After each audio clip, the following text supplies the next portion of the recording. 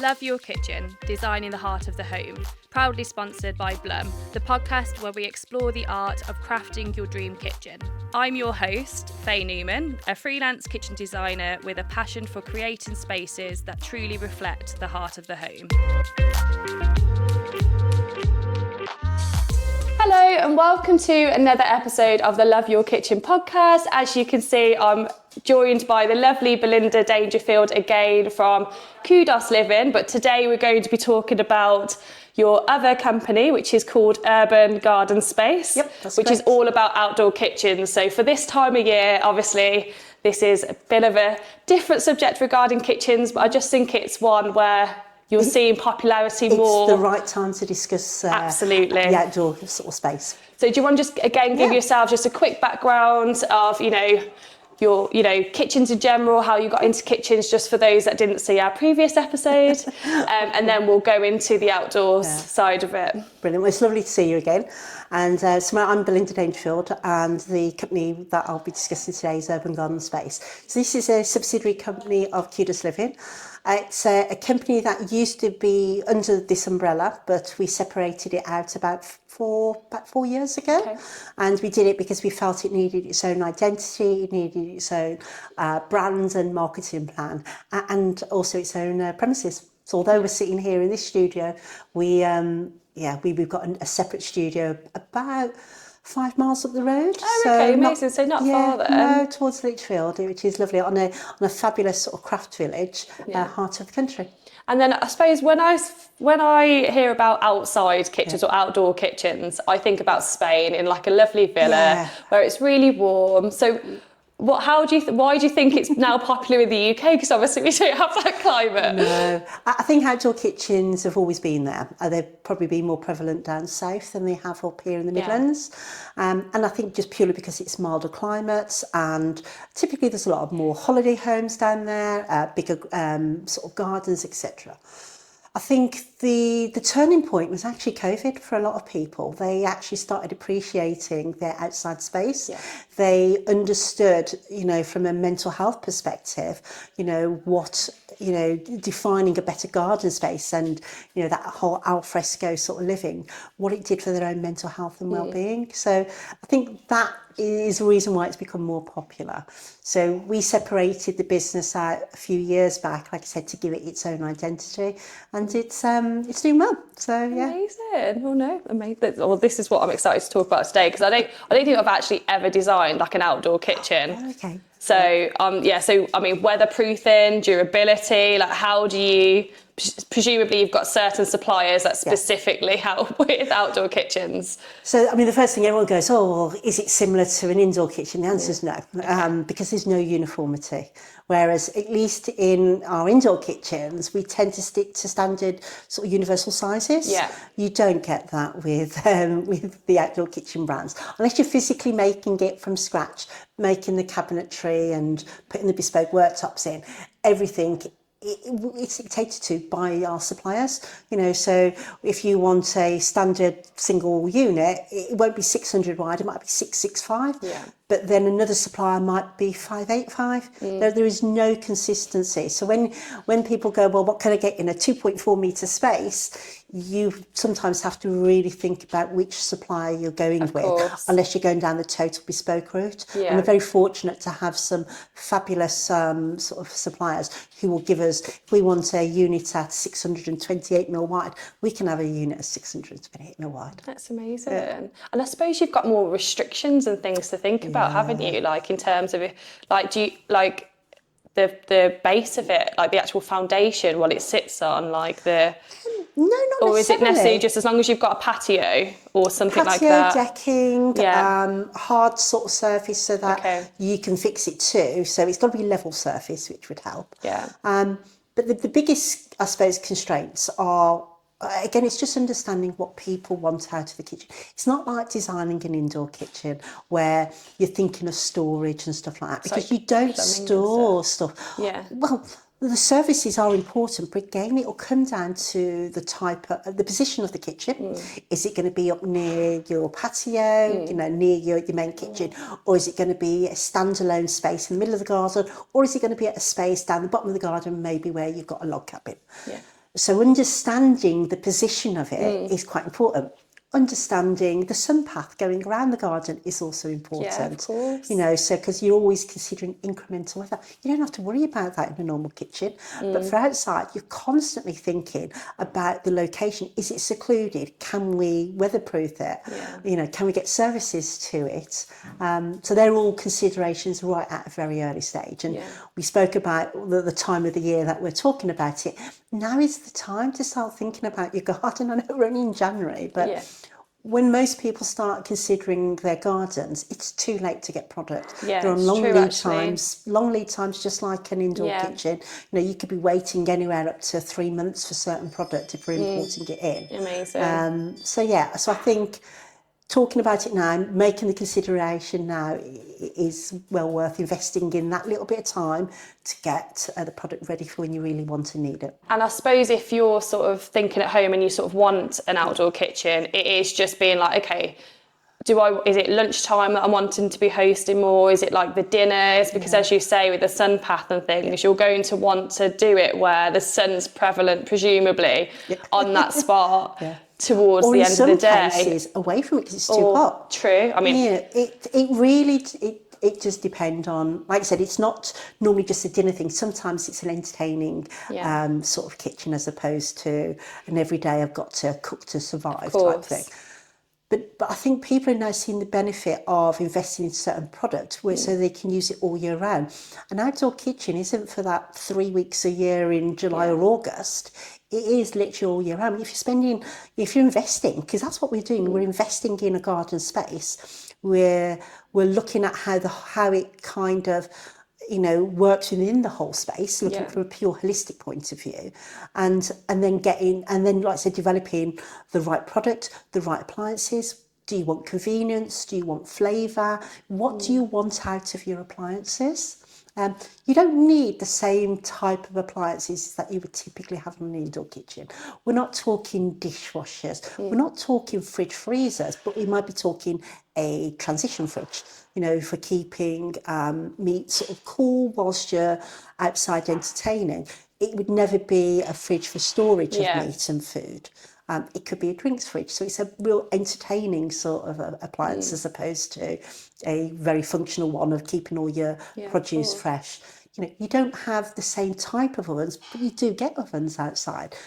But considering the fuel type is really important. So that makes sense. Yeah, so the big thing I would always ask questions, you know, like I would with an indoor kitchen, is how do you expect to use it? How do you want to use it? Yeah. Do you want to use it all year round, or is it really convenience? Do you want to be able to come out, cook breakfast on it in the morning, or cook lunch, or dinner, or midnight snacks? It's all of those. I'd literally be breakfast. I love breakfast and I love getting the morning sun, so I would just be out there. Yeah, do you know, cooking on an outdoor sort of area, I can imagine in an outdoor amazing. kitchen, whether it be wood or charcoal, is just the best. I can imagine, because it's just like a barbecue, isn't it? So it almost feels like holiday time, and it could just be like a busy day after work or whatever. And it's just about getting used to the different fuel types. You know, you've got good old gas, you've got charcoal, you've got wood pellets, you've got wood, you've got all of those to consider, and each one gives you a different sort of taste profile, but also a different way of cooking, a different setup process as well. I can imagine, because I suppose if it's from a gas perspective, you'd need to obviously have the canister. Like, would you hide that within the facilities, but so that you could get to it, or would that be more if it's up like towards a wall and then you've got a? Again, it depends. Yeah, it depends on its location. If you're fortunate enough to be able to hide it within a cabinet, fabulous. And that's part of the design process. It's understanding what needs to be stored as opposed to what you're just bringing out. You're not typically storing, you know, condiments outside or tins of food. It's mainly just keeping it cold, pre-done usually, I would say, while the heating of the meat and stuff's going on. Yeah, absolutely. So any meat that you're prepping, you know, bread rolls, butter, all that sort of stuff, you don't want it all melting. You don't want salad to wilt. So you will have certain appliances out. The cooking appliances, they themselves need some input into getting them up to temperature before you start cooking. It's like preheating an oven. You know, you don't go in cold and expect an amazing result. You know, as with anything, it's understanding and getting the most out of your product. Yeah, of course. And then going to materials then, where do you even start with that? Ceramic, I'd imagine, I don't know. There's two types of outdoor kitchens. Those which are made via the DIY market. So they'll be recycling pallets, or they'll be building frames and cladding with tiles, etc. Yeah. So you've got that. And then you've got your bits of kit that goes into it. Then you've got the outdoor kitchens, which are already pre-made from suppliers and imported in maybe from the continent, or again made off-site and bought on-site and kind of put together. In terms of the materials, so basic rules of thumb is you've got your cabinets, you've got your worktops, you've got your appliances. So choosing the right grade of product is super important. Most people are always concerned about rodent infestation, for example. Yeah. So choose if that's their big issue, we would then start looking at product which is metal, so which is steel, which is powder coated and stuff like that. So you can't get little vermin sort of trying to burrow themselves in and into a warmer or nest, for example. Like a kitchen, we would again raise things up off the ground, so plinth lines, but again still making sure that any material we put down at ground level, again, try to mitigate as much risk of vermin infestation. We would make sure that's fully enclosed. So metal absolutely is a perfect choice. You've then got other products for the worktops, for example. You wouldn't be looking at putting in something like a quartz because it just wouldn't withstand that. It's not designed for outside. From UV to all that sorts of heat, etc. So best material is a sintered stone. Whether it be a porcelain, a ceramic, doesn't matter the brand, but a sintered porcelain or ceramic stone is perfect. Granite is also perfect for outside. But the big thing in your material choice is whether or not it's going to be totally exposed. So you've got no canopy or gazebo pergola over it. You're not putting it in an outhouse. Whether it's a freestanding outdoor kitchen, or does it have some form of cover? If you've got cover, you can still put other materials out there, such as resin, if it's fully covered up. So it's not, so from a UV perspective, you're covered. Absolutely. So there are ways around it, but for a completely exposed kitchen, I would avoid the resins, avoid the quartz, and go for those much more hardy materials, such as sintered stone and granite. I suppose that what would you do from a furniture perspective as well? Because obviously you're probably the same as when you say to clients about delivering your indoor kitchen, you need to make sure it's delivered in a watertight space. You need to make sure obviously your windows are in, you can't leave it in the garage because your panels will warp. So how on earth do they manage the furniture? It's about the floor. Like I said, as long as it's not like a kitchen where it can go into storage and then go, typically it doesn't go into storage and then get fitted a week later. Depending upon the supplier, like I said, these come pre-built, a lot of the modules. So if it's a modular piece, it will come on an oversized pallet. It's about getting the manpower there more so to offload it. Because a lot of the suppliers tend to just do curbside delivery. So if you're working with a gardener or a landscaper and they're the ones doing the install, it's making sure they're actually there on the day, because again, it is a curbside delivery. In some cases, product has to be craned over as well. So again, as a retailer, I would have to look at access.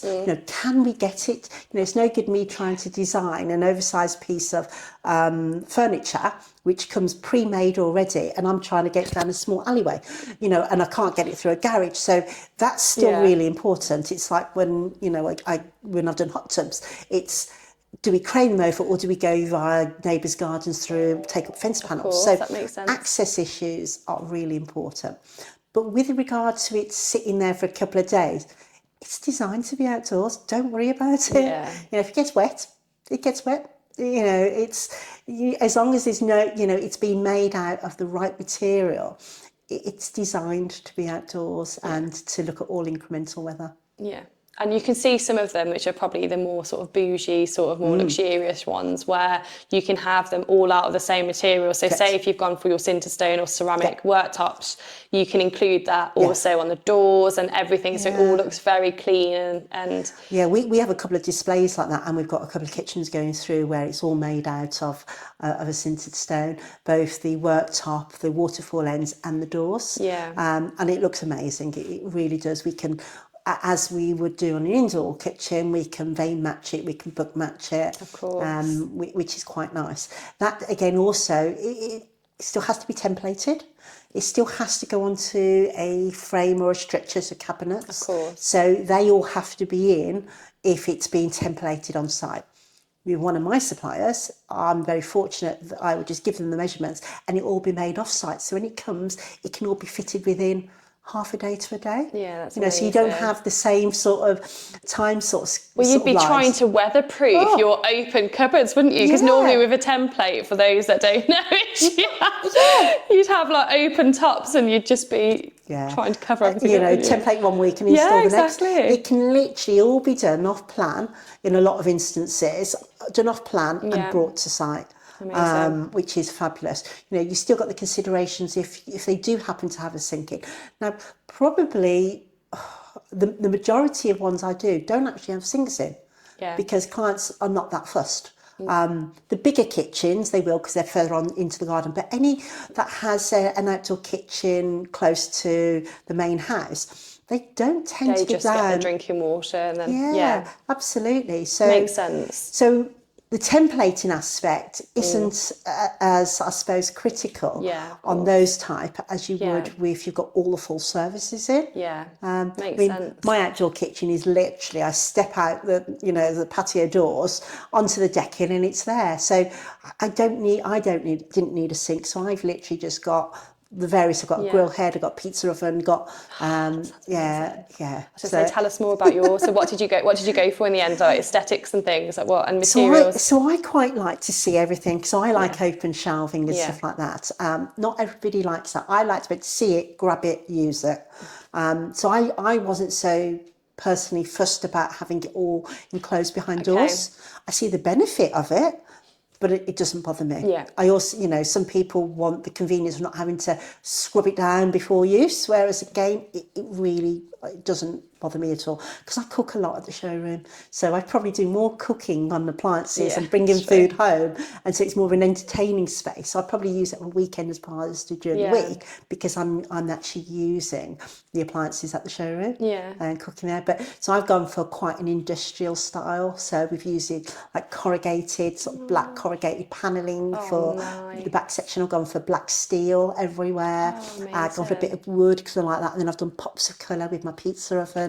What colour is your pizza oven? Oh, it's orange. I was going to say, is it orange? That would go really nicely with that. I love it, I do. So I've gone quite industrial, but some people would like to follow their outside in and inside out. So from a biophilic perspective, incorporating the nature element. And they almost want it. So we've done some where the kitchen goes through and then almost outside there's an extension of that. I love that. And the outdoor kitchen is, and they want the same sort of colourways. So they want the powder coated doors and that sort of look and feel, which again works really, really well. But going back to the appliance side, really they want their cooking sort of appliance. What are they going to use? Whether it be a Kamado of some sort, whether it be a wood-fired oven, whether it just be a gas grill head, or they're going quite sort of, they want the drama and the theatre, they'll go for a beautiful freestanding plancha or fire pit. So the type of product is less. So there's less types out there. Loads of brands, but less types, and it is really just trying to ascertain with clients, look, how often do you think you're going to use it? Would you use it more if we had proper covering?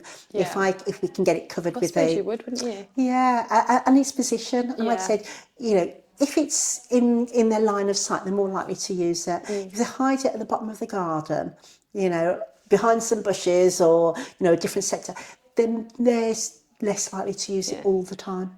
It's pretty much like putting your barbecue away, I suppose, isn't it? So that's very true. It is, and the reality, people ask, well, I've got a barbecue, can I add to it? So an outdoor kitchen, you can use your barbecue. Oh, you and can then just have the furniture absolutely. and things. Okay, so interesting. you can still do. You've got built-in versus modular freestanding. So there's some beautiful product out there. We have a product called the Charlie oven, and it's a beautiful charcoal oven. But what they've also brought in is a 1.2 metre lovely, it's almost like an island on wheels that you can push around. It's got drawers in for storage, and you can then follow that sun path around the garden if you want to. But it's all modular, it's on casters. Nice. So it can be covered up and left, but it can also be moved about. And that's with the oven as well included on that? So you've got the freestanding oven on its own. Oh, I see, and then that moves around with it. And then you've got the... oh, interesting. Yeah. So that could give a little bit more flexibility. Yeah, definitely. So you don't always have something which is built in and permanent. Yeah. Having module pieces that you can put away like a barbecue, but still has all the additional storage, whether it be bins, whether you want the sink in. The sink could be a simple, just not so much a drainage sink, but a hand washing sink, filling up sort of thing. And it'll just drain, it'll just go into a soak away. You just put that into a soak away. So, great for recycling water, especially if we just wash hands, but it won't be foul waste. So it is literally topping up with water and hand washing. And then you mentioned earlier about wood pellets. So how does that work? So is that, I'm literally envisaging wood pellets and then people cook on that top of that, or is it like... No. So how does it work? So wood pellets can be used for a number of things, but most of it are for smokers. So we have a brand, Traeger, for example, and it's a wood pellet smoker. So the great thing about it being a wood pellet, this is a byproduct of wood. Yeah. So it's very eco-conscious, but it also, when people think about smokers, they have the dread thinking, oh, I'm going to have to cook for hours. It's all this whole low and slow, because this is what people talk about when they talk smoking. A wood pellet grill will do your steak and your burgers and your sausages and your chicken as quick as any other product. But the best thing you get out of it is the fact that you can actually do low and slow smoking of meat, veg, cheese, all sorts, fish, you name it. So yes, you can cook quick and, fast and furious, or low and slow. Anything up to a 16-hour brisket is amazing. Yeah, and all Wi-Fi enabled. This is the other thing. When people have a fear factor of cooking outside. They think it's barbecue food. Yeah, and I'm that person, by the way. See, I am your target. I think most people are, and typically barbecues tend to be quite male dominated. So the whole idea of urban garden space would show, one, it's fun, and secondly, it's easy, and to get more females into the market. Yeah, it's true. So the big push for us this year is masterclasses, actually doing cookery classes, showing people how to use the product and showing how simple it is. So for people like yourself who think, oh, it's a barbecue, they are brilliant. You literally, especially with a lot of them being Wi-Fi enabled, imagine popping something on and not having to wander back for several hours. You can crank the temperature up or down accordingly, and you're literally going back to meat probe it to see how tender it is, or spritz it with some sort of juice or moisture. So that's, we're saying it is really easy. It's confidence building. Yeah. And I suppose, is there a safety element of that, in a sense of if you're leaving it for a few hours, like you can't pop out? Is it the same as if you're using the slow cooker indoors? Just as long as you're in the vicinity or whatever, you don't have to just watch over it. As long as you're using it as it's meant to be used. So if I've got my smoker, for example, I control the temperature, I can control the speed of the auger dropping the pellets into the fire pot. As long as that's all controlled, you can pop out for hours. A lot of people, I've done it myself, I've smoked overnight. I'm going to bed, so if I've good 6 to 8 hours sleep, it's on its own. It's got audible alarms on it. It'll tell me when pellets have gone too low. It'll tell me when meat probe has hit temperature. So it's got all these sort of indicators. Absolutely. Yeah. So from a safety perspective, I would just say I would never leave an open flame. course, yeah. And yeah, this isn't an open flame. Even with the Kamado, if, you know, which is basically a ceramic grill, if I'm using charcoal on that, it'll burn itself out. It's not like having a gas hob that once you're on, it'll constantly, Okay, yeah. It doesn't have an infinite amount of fuel. Once it's gone, it's gone. Yeah. And if you haven't topped it up, it will go out. Yeah. It's as simple as And that. that's what you mean about as long as it's set up correctly. So incorporating the right amount of pellets prior, Yeah. getting the fuel sorted, Yeah. and then you can leave it to do what it's doing. Yeah, absolutely. In the back. Amazing. Yeah. I mean, the only time you ever hover over, like you would a hob, is if you're doing stuff that needs it, like your sausages, your burgers, Yeah, that sort of thing. You don't typically, they're quick food, you know, but besides that, yeah, you can literally put something in and wander away. Yeah, that's great. And you mentioned earlier about powder coated doors as well. So obviously naturally you have primed and painted usually in a kitchen, in an indoor kitchen. So how does powder coating differ to the primed and painted? So an outdoor, if it's powder coated, it's typically because it's onto a metal, and it'll be onto a mild steel as opposed to a steel which might be marine grade. So getting the right type of grade of steel, especially coastal wise, because obviously salt water can sort of corrode and stuff like that. So in order sometimes to bring down cost and weight and stuff like that, they'll use a different type of material and they will powder coat it. Okay. But it also means you can now get different colours. You can get any of the rail colours, you know, as opposed to, not everybody wants stainless steel. They might want a green kitchen. So we're doing one which is green at the moment. I love that and so much. They're having it powder coated in green. It's a beautiful... What green, like what sort of? It's like an olive green they've gone for. So it is such a nice thing. So they want it, going back to this whole biophilic design in terms of the nature, they want it to blend in. They want it to feel part of, rather than a standout piece. Like my pizza oven is a standout piece. I want it to be there. You want everyone to know you've got that pizza oven. Yeah, it's beautiful. But they want it to feel more natural. Yeah. So for them, having, you know, this sort of gorgeous sort of olive green, you know, they've chosen the rail colour. That's what we're putting in. That with a gorgeous sintered stone which has elements of greens and creams through. So they want it much more natural, whereas I wanted much more sort of industrial. Yeah. Yeah. So I'm more brutalistic design as opposed to having The nature inspired and things like that. Absolutely. And I suppose as well, because clients have a second kitchen almost, they can be braver with colours. Like, do you find that actually clients are... No, they're not. Really, the opposite? Clients are still, because there's still not a lot there on the market with regards to product. It tends to typically be you either have a wood sort of finish. Yeah. So again, whatever woods are out, whether that be through a sinter stone or a real wood, Of course, like a larch or a maple or something like that. So it's quite organic colours. You tend not to see many reds and purples and yellows, but they are out there. For those who are brave enough, they are out there. You know, you get that pops of colour. Like I said, the Charlie has the most beautiful colours. The Della Vita has the stunning sort of pizza ovens in different colours. But typically, most kitchens are black.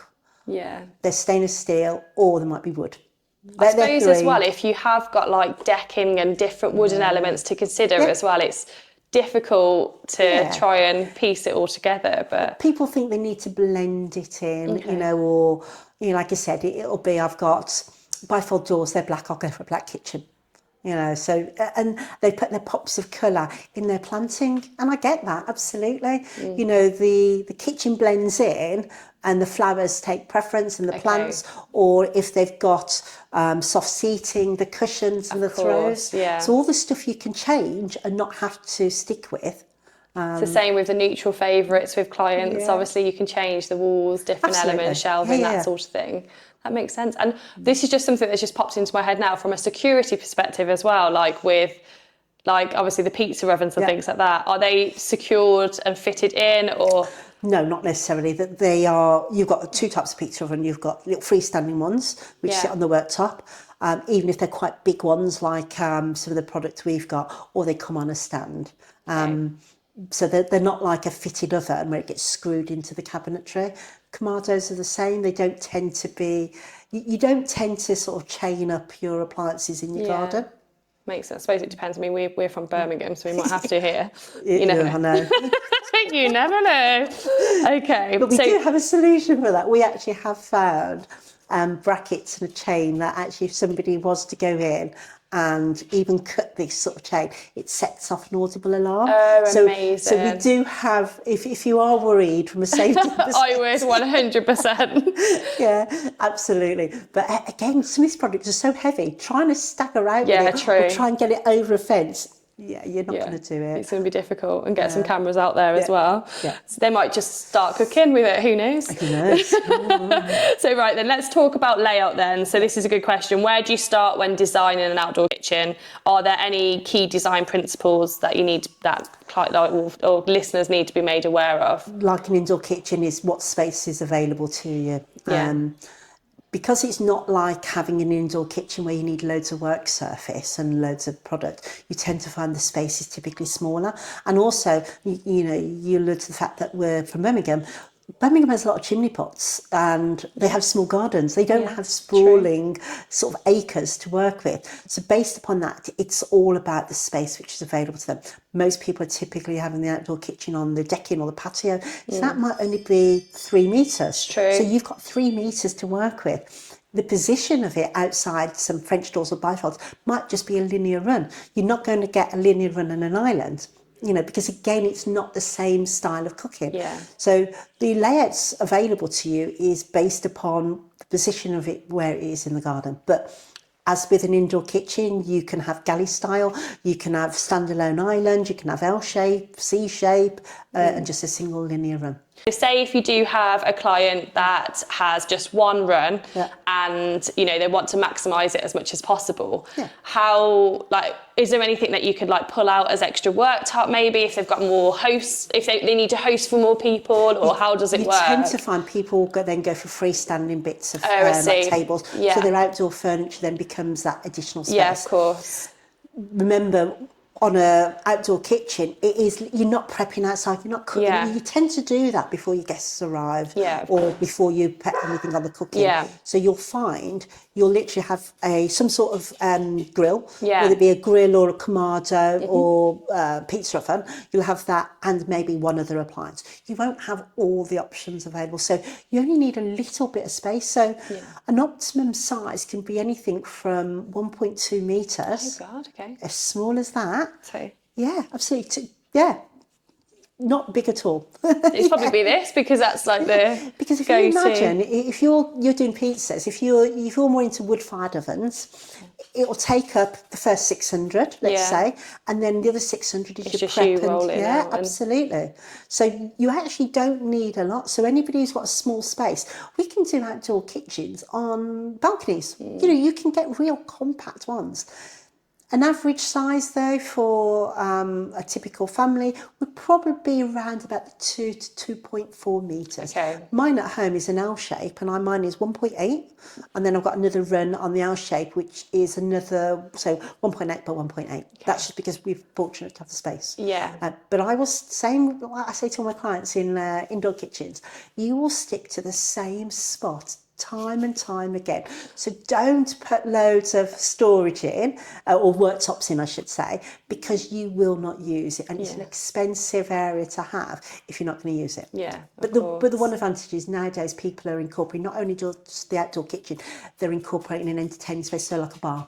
So a lot of time we're doing bars and outdoor kitchens. Yeah. And so the social aspect of it is, especially on an L shape, you've got perch points, so it doesn't matter having that space there, because people are going to sit down, they can eat, they can drink and chat. But the cooking area, or the cooking area you need next to an appliance, 600 to a metre. Because as you say, condiment-wise and stuff, you've pretty much prepped that in the main kitchen. So it is literally just keeping everything cold. And then, as you say, rolling out your pizzas if you wanted a super cold. Oh my God, you need to come to our classes. hand stretch. I've tried. I've been told off about the rolling. I have tried so many times to do this. So I used to work in a pizza place in Loughborough at uni, and it was amazing. And the chefs there they're from Italy. They tried to show me their authentic way of doing it. I was horrendous. Pizza. And also I've got nails, so I always find I'm just like trying to do it, and I'm just... So the Neapolitan pizza, the one where you get that beautiful bubbly sort of crust with all the air balls and stuff. My dog is Loki. Yeah, so but that is all sort of hand stretched, and it's no rolling allowed. No rolling. I know, sorry. I don't know whether I'll be able, my pizza would turn out like this big.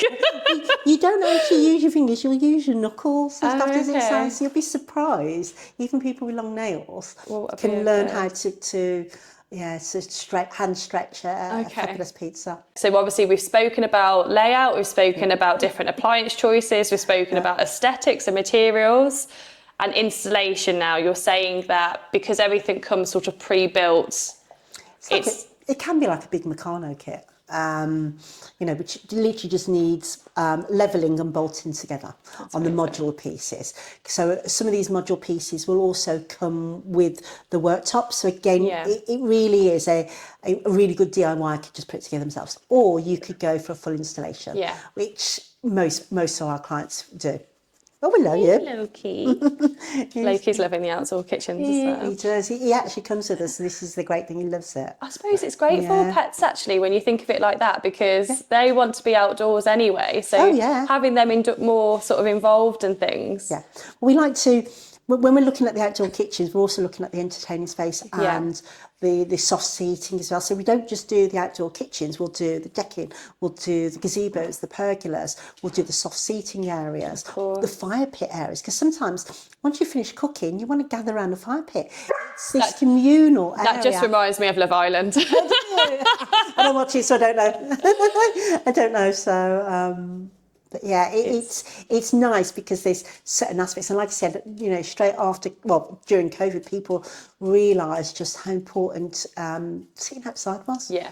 They're investing equally as much outside as they are inside now. At any opportunity, I love to be out in the garden. Sitting down the bottom, under the pergola, fire pit going, listening to music or listening to. I love water. I love water in the garden. Putting water features in. So the kitchen's one aspect, but it still has to be cohesive with the whole space.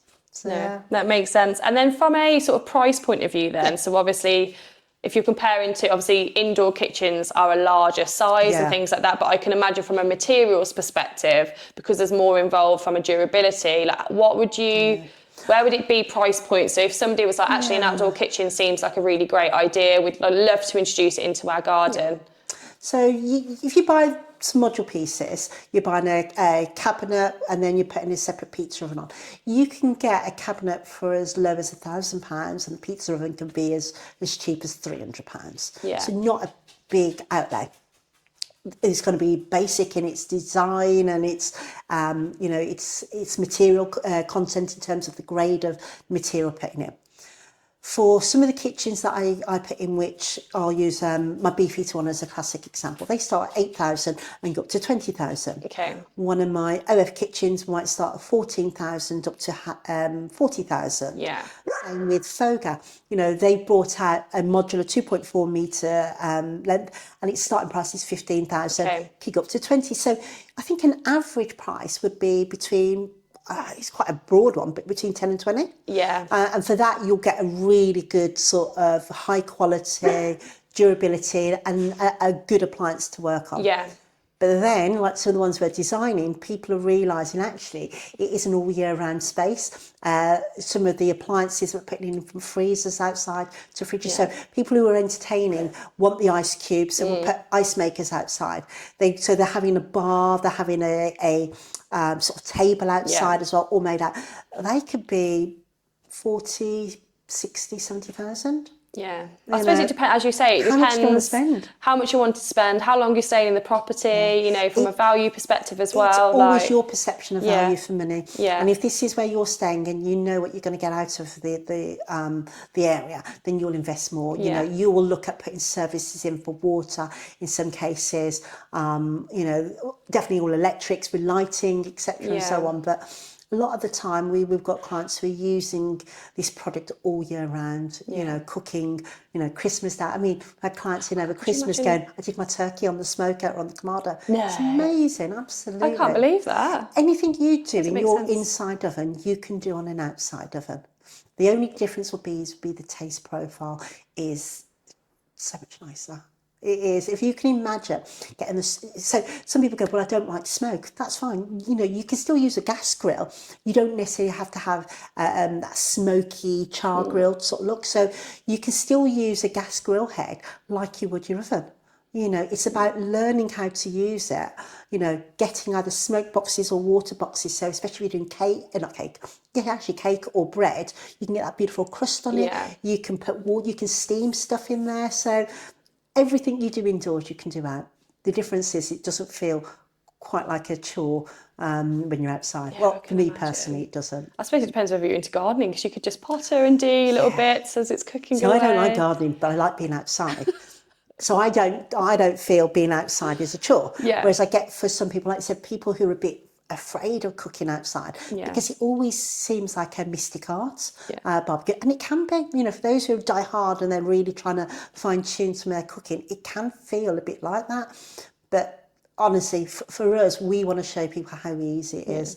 You know, it's not hard at all, and it's all about flavour. With cooking outside, it's about introducing, like I said, different sorts of flavour profiles that you wouldn't necessarily get indoors. Yeah. And I remember this. So when I visited Lithuania with my friend actually years ago now, it was during sort of uni, and I remember I didn't like fish before I was veggie either, and they cooked this fish like on I don't know whether it was a smoke or just a barbecue in general, and I would just not have had that if it was just out of an oven, or, you know, even if it was like a steam oven or something here. But just the taste difference for it, like it's just amazing. It's like fish cooked I've never on forgot that. Beautiful cedar plank across coals is stunning. You know, the moisture from the wood, once you soak the wood, just almost poaches it. It's like you're steaming it without actually putting it in a container like an oven. You know, some lovely stuff like that. Cooking, you know, even as a vegetarian, you know, making the most amazing baba ganoush on a plancha. Baba ganoush, I love that. I know, haven't I? What is a baba ganoush? Tell me. It's an aubergine dip. Oh, okay. Basically, that's what it is. Baba ganoush. And the continent do so much more with vegetables, for example. You know, there's some beautiful flavours you can get. You know, a roasted pepper, chuck it on the coals, burn it all off, peel it, and then make whatever topping or dips you want with it. Make sauce out of it or whatever. It's different. So even for vegetarian, because a lot of people go, oh, they associate barbecues with meat. Of course, yeah. It's not. It can be whatever food that you, and like I said, anything you do in that oven, you can do outside. You know, you would just get a better intense flavour. You can infuse things so much differently. You'll caramelise stuff, you know. So, you know, I love a lovely shishishka, you know, so beautiful peppers, tomatoes with eggs. All that on a gas grill, I tend to do mine on. Oh, really? Yeah, how do you do your eggs then? I literally just break it. So once I've got a big skillet, got everything in the skillet. Once that's reduced down, make a couple of little divots for my eggs, break the eggs, cover them up. Pop the lid on, Pop the lid on, then it kind of almost steams it under a cloche. So if I don't have it with the lid on, I'll put a cloche on it. And then it just then almost gives me like a poached egg. Tell you what, I want to come out for breakfast. And then proper bread. I'm going to turn up.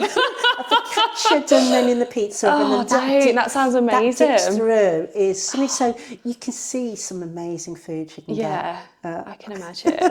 You're welcome to come down any day. I will have to get some like food sort of, you know, recipes and stuff together for everybody to try in their outdoor kitchens. I think that would make a great baked book. celeriac, stunning on a rotisserie. Very nice. So yeah, we've got loads of stuff we can show you. And this is what the masterclasses are going to be about. It's going to be about, look, it's not burgers, sausages, steak, Yeah. and the odd sweet corn. It's so much more. So let's talk about your masterclasses then. So it's like, so that is where sort of me, you know, looking to invest in an outdoor kitchen could come.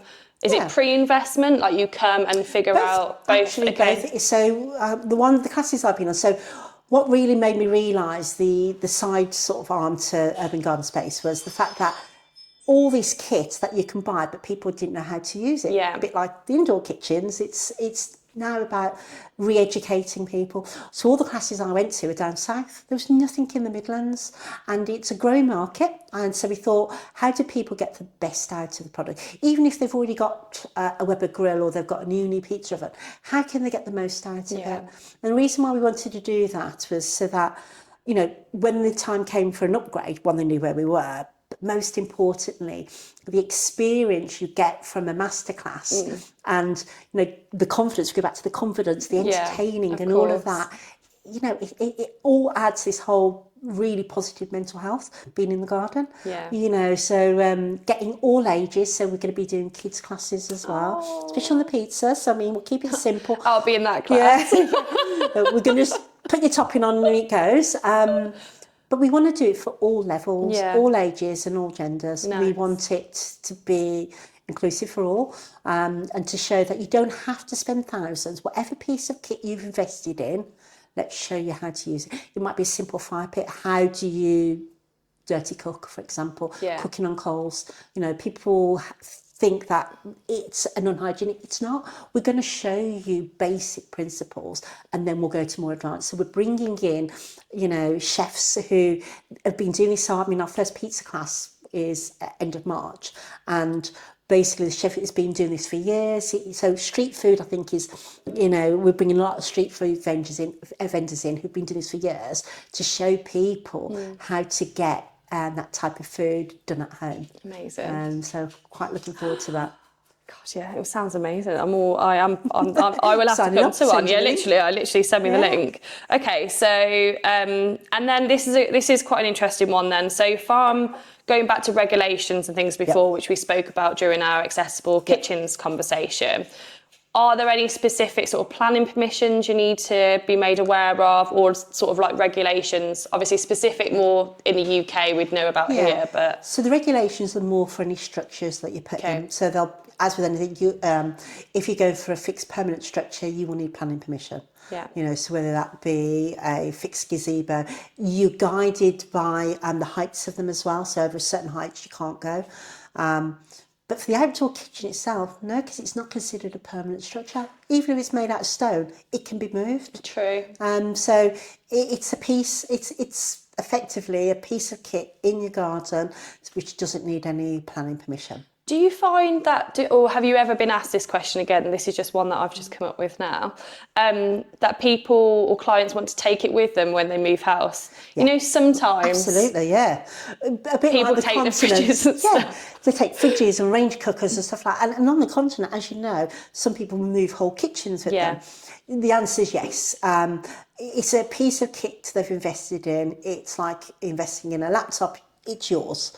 So you want to do that. Those who've gone for more permanent structures, it's because they know they're going to be there for a long time. You know, and actually the resale value you're never going to lose by putting in an outdoor kitchen. If you consider another room of your property, any investment you put money into improving it, you will get that money back. You've got the time that you're using it, but then you'll also get a lot of people like the idea of having that outdoor kitchen. Somebody's already done all the hard work for them. Yeah, it's true actually. And it might be a case of somebody's visiting that property and thinking, oh my God, I've never thought about an outdoor kitchen. Absolutely. It's only probably when you've experienced, as I said, it's like the Spain villa scenario, or when I'm away or whatever, that's the only time that you really see them. So I suppose it's only sort of maybe some on Instagram or see an advertisement from yourselves or companies like yourselves, or then going to a friend's and being hosted. Absolutely. You know, but on the continent, if you go to a barbecue on the continent, if you've got a villa, for example, it is usually either a like a drum, like a charcoal barbecue, or a gas one. What we're showing you is there's more to just that. And again, you will only cook typically basic stuff. But now we're showing, look, it's a full outdoor kitchen or the appliances. You can cook everything from your breakfast to roast chicken to a baked celery. So the type of food that you cook when you're abroad, again, it's like going to a holiday cottage. It's quite limited. But when you're at home, you want to try everything. You know, we will bake cakes on our outdoor kitchen. We'll do fish and chips on an outdoor kitchen. We'll do pizzas, we'll do breads, we'll do dips, we'll do sides as well as mains. We'll smoke fruit to make smoky lemonades. We can smoke a whiskey, we can smoke popcorn and nibbles. So it's not just... I bet your family love you. No, I wish I do more at home. I do more at the showroom. I bet you do more for clients. It makes sense. But what you can do, you know, is so much more vast than people actually sort of realise. So, which is great. Amazing. Oh, I said to finish on, if you were creating an outdoor kitchen for yourself, what would you go for? But you've already specified it. I'm spoilt for choice. Maybe I should go with what I would go for. What would I go for? I'd try to go for an L shape if I could, purely just from a worktop perspective. I'd absolutely have a pizza oven, and I'd probably go with the same. So do you eat a lot of pizza? We do have homemade pizzas. I hate shop bought pizzas. Yeah. So what I say to people is pizza ovens, so they're basically wood-fired ovens, so not just pizza. The problem with pizza is once you, especially with the wood, you've got it up to your 340 to 400 degrees. Once you've got it past that and your pizza's cooked in, let's say 90 seconds, 2 minutes. Once it's cooked in that, what do you do with the rest of it? Yeah, it's true. So I probably cook more meat and veg in my wood-fired oven than I actually do pizzas, because as the temperature's coming down, I can now control the temperature just by closing off doors and stuff. And I can do a nice piece of roast pork, or I can bake some bread or something like that. So a wood-fired oven is a must, but it's not just for pizza. The gas pizza ovens out there are basically gas grills. So anything you would grill from your cheese on toast to your grilled fish to your grilled, cheese on toast. Yeah, I know. But you can do that outside. Yeah. You know, and it just tastes so much nicer being outside. I can imagine. So absolutely, definitely I would suggest you get yourself a wood-fired oven or even a dual fuel oven. So you've got the convenience of the gas, but you've got the flavour of the wood. So I would say for you, invest in a dual fuel oven. Sold. If only we had a garden, because we were actually in an apartment. So I don't think, actually... Do you have a balcony? We don't, but no, we do have a community garden. So could you imagine? I think the residents would love me investing in an outdoor kitchen for them. Well, Cotsey also do an electric pizza oven that you can actually bring into your kitchen and plug in. It's a 13 amp plug and play. Oh, wow, that's good to know. So, and it reaches the high temperatures needed? Yeah, absolutely. Because normally plug and play does it? But it does. Absolutely, it does. Oh, amazing. It takes a little bit longer to cook. So if a normal pizza between 60 and 120 sort of seconds, it might just take that slightly bit longer, that's all. But so you do have the options for that. Or we still put it under extractor, but yeah. So there are versions of that. Ninja, look what Ninja have just brought out. True. They brought an outdoor grill out, but the reality of it is, it's a modified version of a George Foreman grill. Yeah, is the reality. But you can get the ones with the smoke pellets in and stuff like that. So you can still get product, and and because they're lightweight and portable, you can bring down to the communal sort of garden. I think it's the reason why it's great making it portable is, if I'm going to a cottage, I don't want to feel like I'm stuck in a kitchen. Yeah. I want to be outside with everybody else, enjoying myself. So bringing my appliances with me absolutely is a must. So for you, get yourself a mobile, portable dual fuel oven. I literally will do that. Yeah. I might put it on the business expenses as it's a kitchen appliance. I'll be like, can this count? Yeah, R&D. Sign off as R&D. It's fabulous. Research and development. Because again, I just say to people, just invest in what suits them. Because some of the bigger pieces are too big. If you're in a confined space, you don't want it when it's too smoky. No, of course. So for you, L shape. You want a wood-fired oven? Yeah, definitely. What about drinks fridge? Drinks fridge, drinks fridge. I think you just need it for ice, wouldn't you? So even if it's just like softies, say if it's like a morning thing or whatever. Yeah. Well, I also, if you've got cover, so again, try and think about your cover. We've got under one of our gazebos at home, we've actually got a Kayla. We've got a bottle chiller. So what I design into people's indoor kitchens, I've now got outside. But it's well insulated, so we've actually built it. We put insulation around it, so we can use it all year round. Amazing. So you've almost built a cabinet of some sort around it, so you can just pop I've got a it in. stone pillar. I've got a stone pillar at the right height that I need it. So just as I'm sitting down height, and I've got a Kayla. I love that so much. You're going to have to send us all a picture of this, you do realise now. Okay. So if clients want to hear more about your outdoor kitchens, like where can I hear about you? What's your website, your social handles, that sort of thing? Well, I don't know my social handles because I'm the worst ever for that. But if my sister was here, she'd be able to tell you. But Urban Garden Space. But yeah, we are on all the socials. Yeah, and I'm sure it has Urban Garden Space within it. No, of course, and it's here, isn't it? So it's near. It's in Sutton Coldfield. So no, it's based towards based in Swintham, which is Lichfield way. So nice. Literally, it's just down the road, so not far. So not far at all. Amazing. Yeah. Well, thank you very much. I feel like I've learnt loads today. Good. And you've inspired me to now spend money on a portable dual fuel oven. Which is hundreds, not thousands. Yeah, true. Yeah, so it's fabulous. Oh no, thank you very much. Thank you for taking the time to watch this video today. If you have liked what we have spoken about, why not like and subscribe to this YouTube channel. Also, what you can do is click on the notification bell to keep yourself notified of all the new content to come.